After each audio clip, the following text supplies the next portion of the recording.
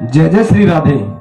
एक बार युधिष्ठिर ने भगवान वासुदेव से पूछा, हे भगवान, फागुन मास के शुक्ल पक्ष में जो एकादशी पड़ती है उसका क्या महात्म्य है और क्या नाम है? भगवान वासुदेव कहते हैं, हे राजन, जो एक बार मानधाता ऋषि ने, राजा मानधाता ने ऋषि वशिष्ठ जी से जो पूछा था, इस एकादशी का महात्म्य मैं वही आपको बताता हूं। इस एकादशी का नाम आमल की एकादशी है। इसका पवित्र व्रत विष्णु लोक को प्राप्त करा देता है। मानधाता ऋषि ने पूछा कि ये आमल की कैसे उत्पन्न हुई? तो महर्षि वशिष्ठ जी कहते हैं, आमल की जो आंवले का वृक्ष है बड़ा ही पवित्र एवं पुण्य प्रदान करने वाला व्रत है। यह कैसे उत्पन्न हुआ मैं आपको बताता हूं। भगवान विष्णु जी के थूकने पर उनके मुख से एक चंद्रमा के समान कांतिमान बिंदु प्रकट हुआ और उस बिंदु के कारण यह वृक्ष उत्पन्न हुआ है। वो बिंदु जैसे ही पृथ्वी पर गिरा तो उससे वृक्ष उत्पन्न हुआ। उसी समय की बात है जब ब्रह्मा जी की उत्पत्ति की थी विष्णु भगवान ने। यह आंवले का वृक्ष भी उसी समय आदिकाल में उत्पन्न हुआ था और ब्रह्मा जी ने समस्त ऋषियों की, यक्ष, गंधर्व, राक्षस, नाग, निर्बल बुद्धि वाले महर्षि सभी की उत्पत्ति की, उनको जन्म दिया। ये सभी इकट्ठा होकर, जो महर्षि इकट्ठा होकर वहां पर गए जहां पर आंवले का वृक्ष था और बड़े हैरानी से उस वृक्ष को देखने लगे कि और पाकर इत्यादि प्लस ये तो वृक्ष हमने देखे हैं, लेकिन यह ऐसा विस्मय भरा वृक्ष है जिसे हमने पहले कभी नहीं देखा है।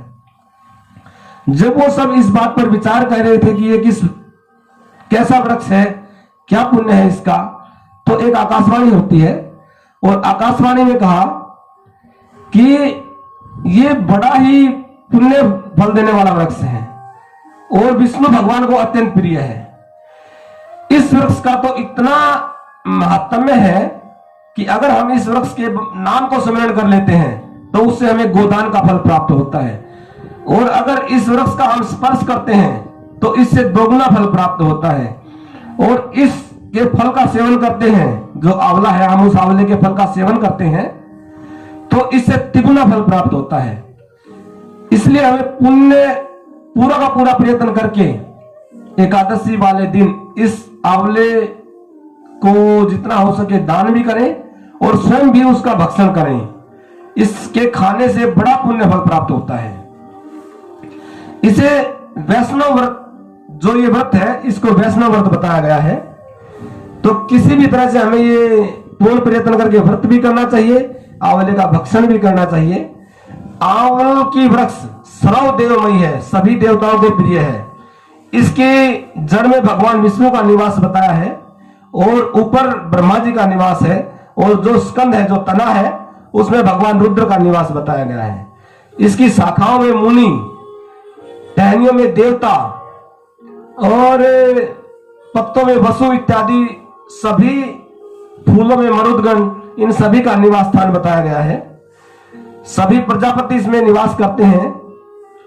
अब जो आकाशवाणी हुई तो ऋषियों को बड़ी हैरानी हुई कि ये आकाशवाणी कौन बोल रहा है। उन्होंने इस बात का स्पष्टीकरण करने के लिए आकाशवाणी से पूछा कि हे भगवान, आप जो भी हैं हमें दर्शन देकर बताइए कि आप कौन हैं, आप देवता हैं, गंधर्व हैं, कौन है। तभी आकाशवाणी से भगवान विष्णु प्रकट होकर कहते हैं कि मैं इस जगत का सृष्टा हूं, सनातन विष्णु हूं।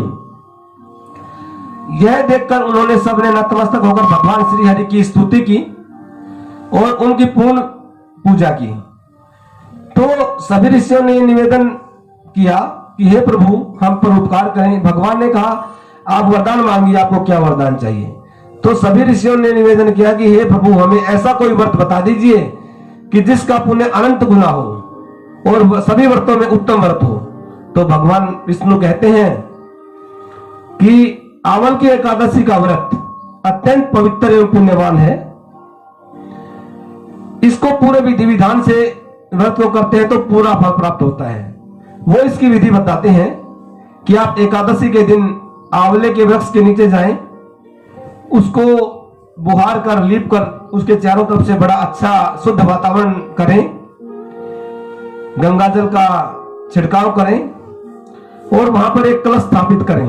उस पर शास्त्रों में तो स्वर्ण की बताई गई है, लेकिन जैसी आपकी सामर्थ्य हो उस हिसाब से परशुराम जी की मूर्ति वहां पर स्थापित करें।